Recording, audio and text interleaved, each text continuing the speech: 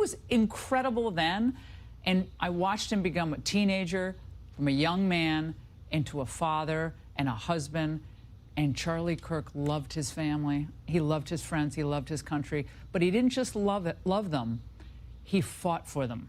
And I think tonight he would want everybody who watched those videos, my sons, my daughter Maria, Texas A&M, they're all crying there tonight. They would want those young people to keep his optimism, keep the fight, and don't stop. That's what he would want tonight. Yeah, and focus on those videos and not the videos that are surfacing and all over the internet about these last moments.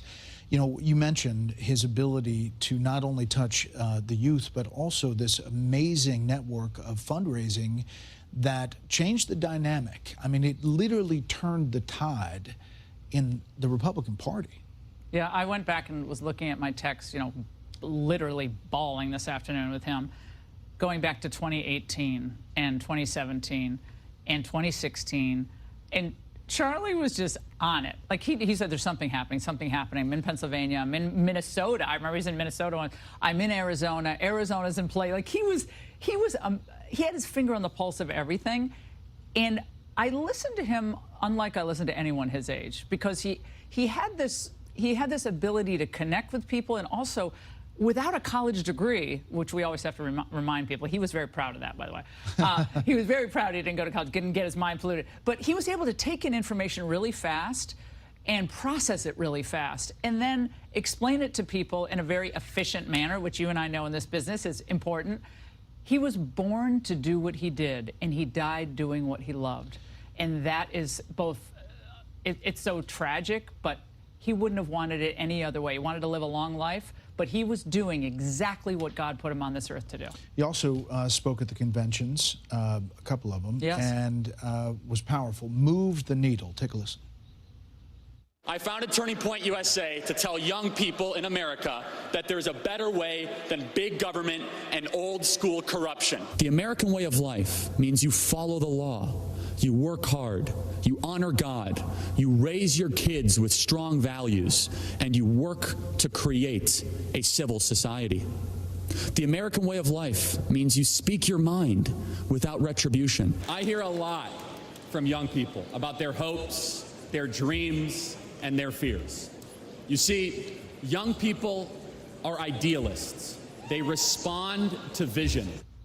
Talk about Turning Point USA. He was the author of 4 books, including The MAGA Doctrine, The Only Ideas That Will Win the Future. Social media reached over 100 million people per month. Axios listed Charlie as one of the top 10 most engaged users in the world. Kirk is the host of the Charlie Kirk Show podcast, which I should say was downloaded over 120 million times in the last 12 months, and the top 10 shows on Apple Podcast charts.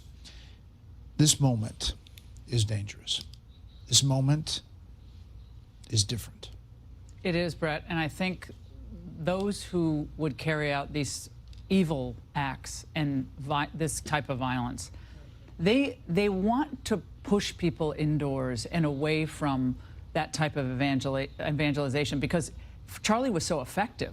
Just like Trump, twice they tried to kill him. So he's so effective. Anyone who is effective and in the public eye, you're a target. And I think the message, and it probably is a message of intimidation.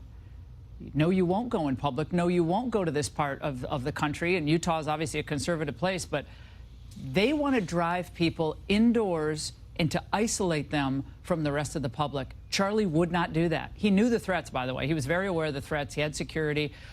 He knew people. You have to be with people to make a difference. He was, and that's why so many young people here, and as you pointed out, around the world, are in mourning tonight, because he touched their hearts and their minds. That is really hard to do, and he did it night after night, day after day. And he was doing it with big figures. I mean, he had Gavin Newsom on the show, and the back and forth with the governor of California, who, by the way, put out a statement, you know, obviously lamenting this violence and saying it can't happen, and for mourning his death and condolences for his family. A lot of Democrats have obviously put out statements tonight. Well, I'm infuriated, though, Brett. I mean, I'm inconsolable on the sadness front, but, and I heard from so many young people, they're infuriated that this happened. They're angry. They want to channel it in a positive way. But this cannot continue. And Democrats and Republicans have to get together and issue a statement. There should be a joint statement by Thune and all the Democrat leaders, Pelosi and Hakeem Jeffries and all of them. Get out there in the public and say, this is it. No more. Can't do it. Laura, first of all, I want to thank you because this was a tough moment, and thank you for being out here today. Thanks, Brett. I know we're going to tune in at 7. Appreciate it. Thank you. Let's get reaction from the Trump administration tonight. Senior White House correspondent Jackie Heinrich is live on the North Lawn. Good evening, Jackie. Good evening, Brett. After those calls for prayer fell silent and Charlie Kirk's death was confirmed, President Trump ordered American flags across the country lowered to half-staff until Sunday night, calling Kirk an American hero or an American patriot, adding, quote, "No one understood or had the heart of the youth in the United States of America better than Charlie. He was loved and admired by all, especially me, and now he is no longer with us. Melania and my sympathies go out to his beautiful wife, Erica, and family. Charlie, we love you." The message from Vice President J.D. Vance: "Eternal rest grant unto him, O Lord." Secretary of State Marco Rubio, who had been monitoring this shooting earlier in the day with the Situation Room, said, "Jeanette and I are devastated." This apparent act of political violence prompting condemnation from across the aisle, including from former President Joe Biden, who said there is no place in our country for this kind of violence. It must end now. That message echoed by former Vice President Kamala Harris, several Democratic governors, and Senate Minority Leader Chuck Schumer, who, as this news was breaking, was talking about Epstein from the Senate floor. The American people are sick of Donald Trump's endless string of pathological lies and cover-ups when it comes to the Epstein files. Kirk's last message to the world was about the murder of Ukrainian refugee Irina Zarutska in Charlotte, North Carolina. He was pushing to examine the policies of local Democratic officials whose decisions led to her killer roaming the streets with a lengthy rap sheet. He said, quote, "If we want things to change, it's 100% necessary to politicize the senseless murder of Irina Zarutska because it was politics that allowed a savage monster with 14 priors to be free on the streets to kill her." Here at the White House, a somber mood, the death hitting home for a president who survived 2 attempts on his own life. The Secret Service is telling Fox News it adjusts its protective posture as needed to mitigate threats, Brett. Jackie, I mentioned that I talked to the president on the phone. He said he wasn't going to say anything else tonight, but may say something else tomorrow. Obviously, they're tracking all of this very closely, and with the FBI engaged, we assume that we're going to get some details from authorities at some point, maybe tonight. We would hope. That manhunt is ongoing. We've heard from the FBI director, also the Attorney General, a push to find this person and prosecute them to the fullest extent of the law. In the meantime, here at the White House, things are quiet. Lafayette Park has been cleared out, and so we're just awaiting any notice on why that might be and if it's in response to a heightened threat environment. But certainly all of the staff, as they go home from here tonight, missing and mourning their friend Charlie, are going to be thinking about the fragility of life much differently. Yeah.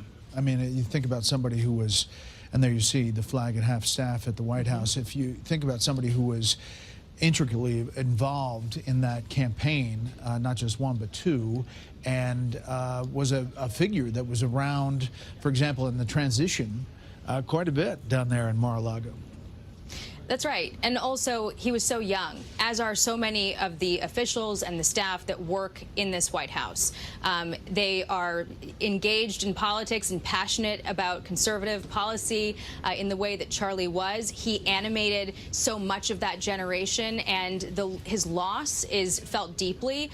Also, there's just a sense of outrage that this could hit so close to home, and especially for a president who has been, who survived, as I mentioned before, 2 attempts on his own life. They are no stranger to just the sort of virulent environment of hate that seems to be becoming normalized, and wanting to see that end. Yeah. Right. Jackie Heinrich, thank you. We'll head back for any breaking news live on the North Lawn as you look live at the White House and the flags lowered there. Let's learn additional details about Kirk's organization, Turning Point USA. Correspondent Garrett Tenney is in Chicago tonight with that. Good evening, Garrett.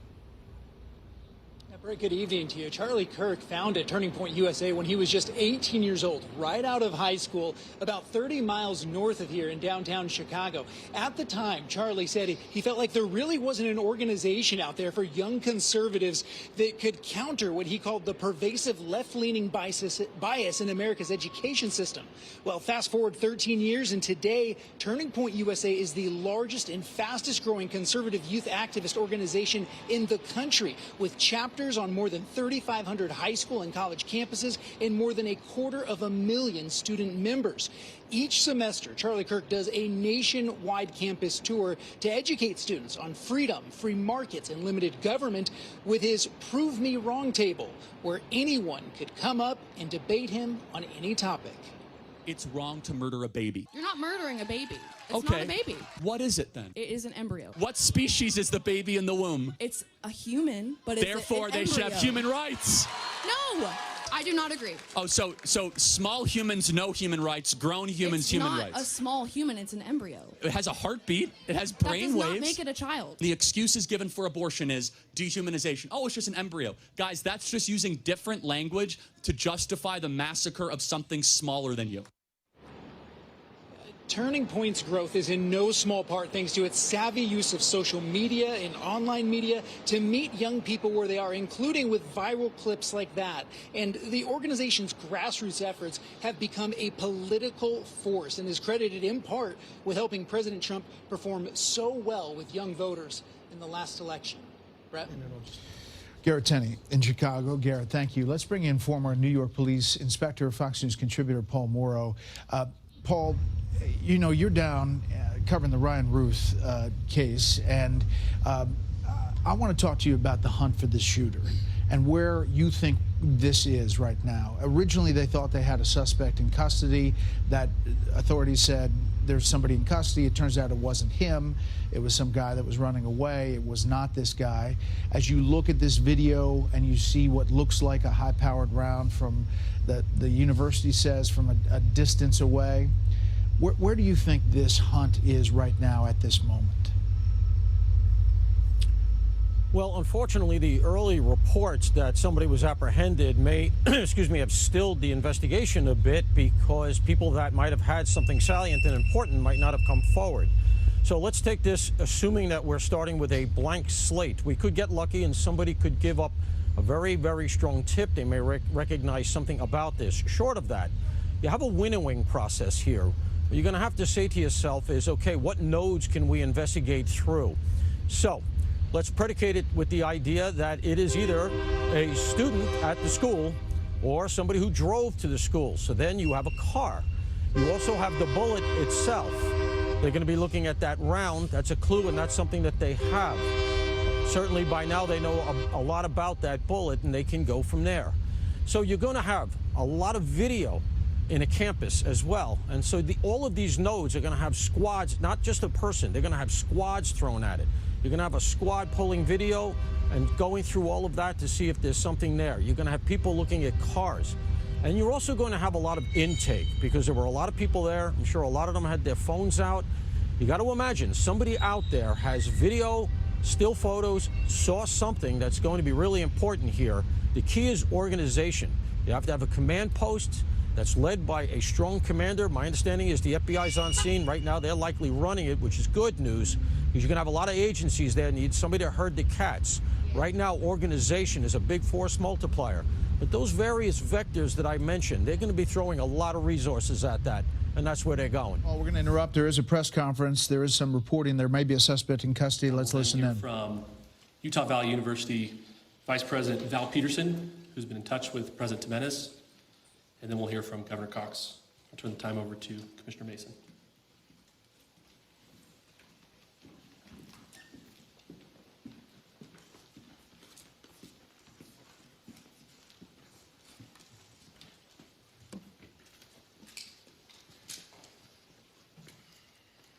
Hello, everyone. I'm Bo Mason, Commissioner for the Utah Department of Public Safety.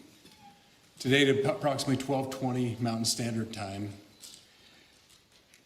political influencer Charlie Kirk was shot in an event at the Utah Valley University. He was taken by private vehicle to Timpanogos Hospital, where he later passed.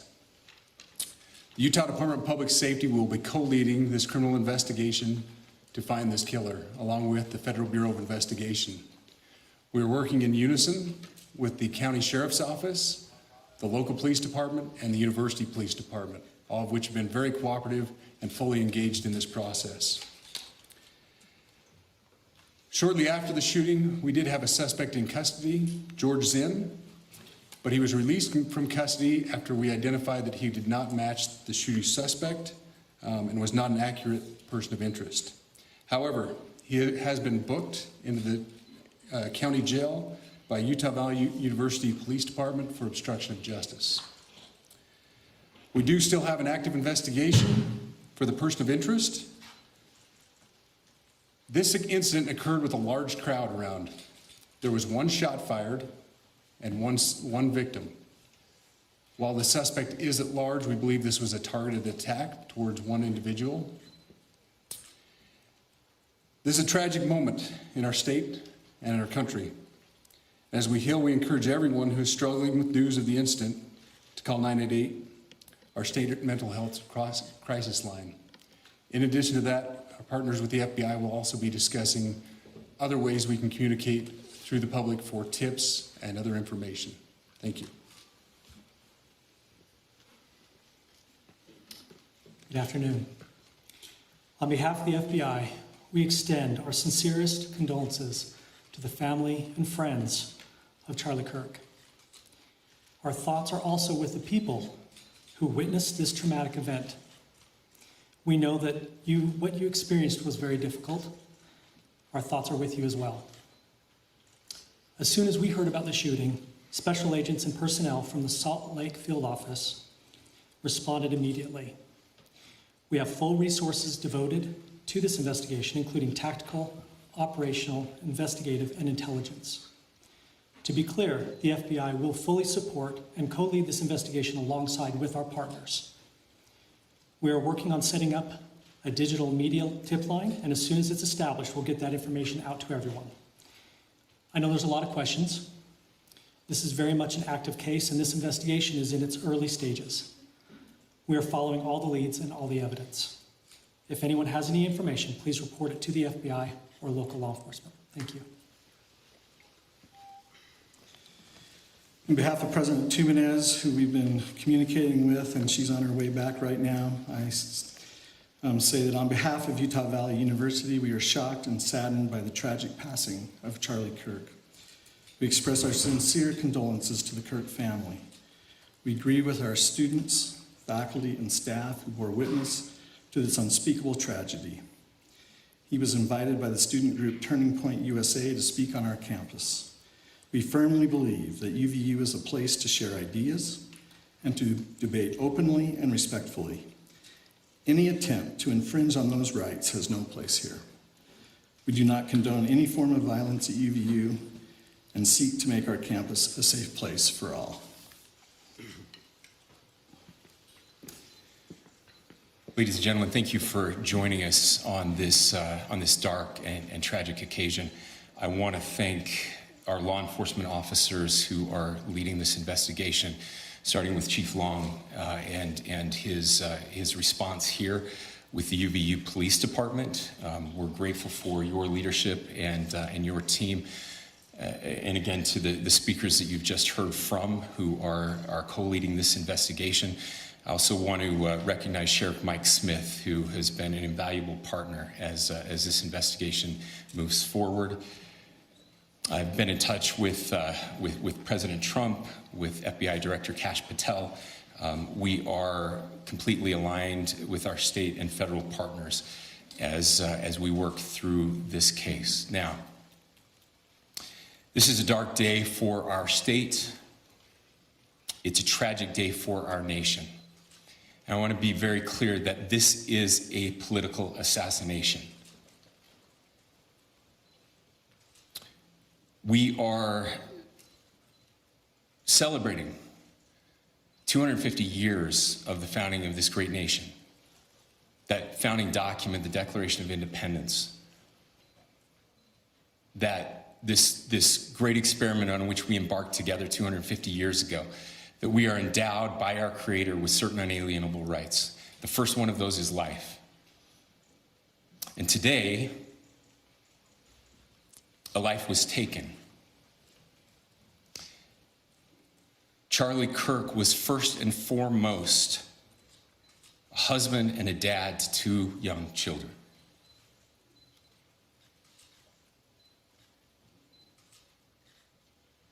He was also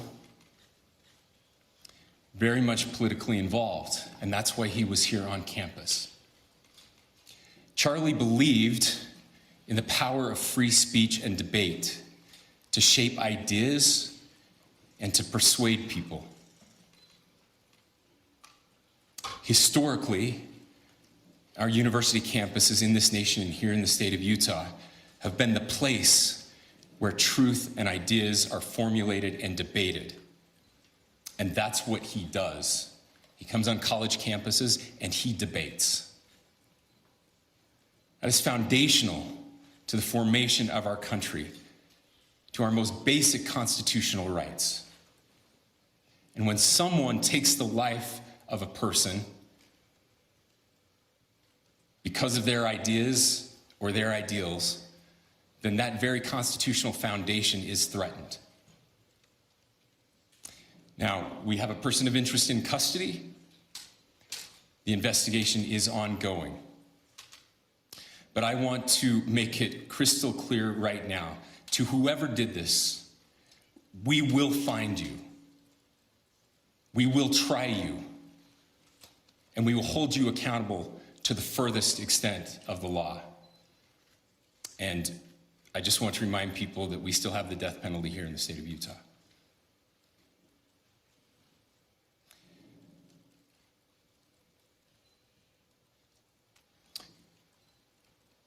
Our nation is broken. We've had political assassinations recently in Minnesota. We had an attempted assassination on the governor of Pennsylvania. And we had an attempted assassination on a presidential candidate and former president of the United States, and now current president of the United States. Nothing I say can unite us as a country. Nothing I can say right now can fix what is broken. Nothing I can say can bring back Charlie Kirk. Our hearts are broken. We mourn with his wife, his children, his family, his friends. We mourn as a nation. If anyone in the sound of my voice celebrated even a little bit at the news of this shooting, I would beg you to look in the mirror and to see if you can find a better angel in there somewhere. I don't care what his politics are. I care that he was an American. We desperately need our country. We desperately need leaders in our country. But more than the leaders, we just need every single person in this country to think about where we are and where we want to be. To ask ourselves, is this it? Is this what 250 years has wrought on us? I pray that that's not the case. I pray that those who hated what Charlie Kirk stood for will put down their social media and their pens and pray for his family, and that all of us will try to find a way to stop hating our fellow Americans. With that, we're happy to take a few questions. The FBI director is posting that a suspect is in custody. I would just like clarification. Do you or do you not have a suspected shooter in custody? We have a person of interest in custody that is being interviewed right now. That is not George Zinn. That is not George Zinn. That is correct. Are you still searching or looking for another shooter or anybody else related to this? Yes, we are actively looking for anyone and everyone who has any possible information relating to the shooting. Can you tell us details about the suspect being taken into custody? Where, how long ago? We cannot at this point, but we will get you that information when we can. Is there believed to be a second individual involved in the shooting? At this point, there is no information that would lead us to believe that there is a second person involved. Can you guys talk about the possible shooting?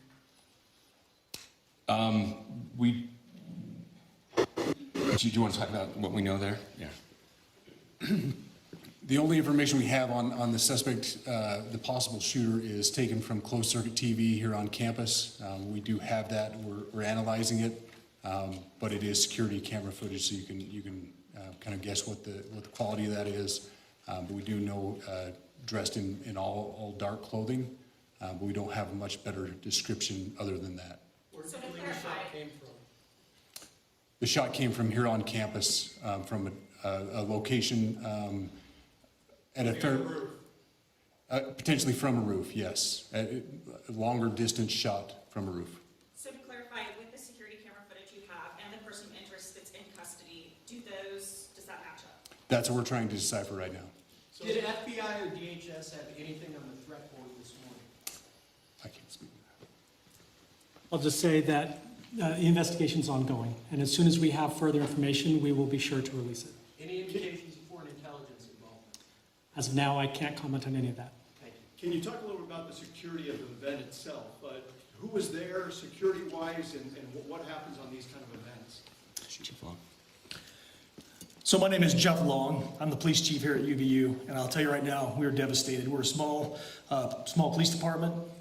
We have a very large campus. We have over 40,000 students, and we love our students. We love our visitors, and we're devastated by what happened today. This is the police chief's nightmare. I'm very saddened for the Kirk family. I know his wife and parents found out about this. Obviously he's away from home. He's here in Utah. They find out by a police officer that visits their home. That's tragic. Nobody wants that. But I can tell you about our venue today. This was an open venue. This was outside. We did have 6 officers working that event. We had probably over 3,000 people that were in attendance. It sat down in kind of a bowl area here on the central campus. We have a waterfall area. And so he was kind of in a lower area surrounded by buildings. We had some plainclothes police officers that were in the crowd as well. We train for these things, and you think you have things covered, and these things, unfortunately, they happen. You try to get your bases covered, and unfortunately today we didn't. And because of that, we had this tragic incident. So we did have officers there. We had Charlie Kirk's team. He has a security team that travels with him, and they were here with him when he was shot. Was the gun recovered? I'm sorry, see? Was the weapon recovered? At this point, I can't disclose that. When Charlie Kirk was shot, there was a question being asked about mass shooting. Was that person apprehended, and do you know who asked that question? Say the question again. I don't know if I understand what you're saying. When Charlie Kirk was shot, he was answering a question about mass shootings specifically. Was that person apprehended, and do you know who asked that question? I do not. We do not have that at this moment. What kind of weapon was used? Ladies and gentlemen, we have time for just one more question, so thank you. Yeah, a question for the chief as well. Was it your team or Kirk's team, or a combination of both, that kind of set the security protocol for the event? So we work together. He has his team, and they do this all over the country. We all know that. This is not uncommon for them. They're very comfortable on campuses, and I was coordinating with his lead security guy, and so yeah, we were working together. Was this a sharpshooter type shot? Was this a Ladies and gentlemen, those are all the questions that will be answered today. Again, thank you for covering this. We will be updating you as soon as we have additional information through normal channels, working with law enforcement. Again, our deepest condolences to the Kirk family and to the students who were there today. I would just ask everyone everywhere to please pray for their family and to pray for our country. We need it now more than ever. Thank you. the governor of Utah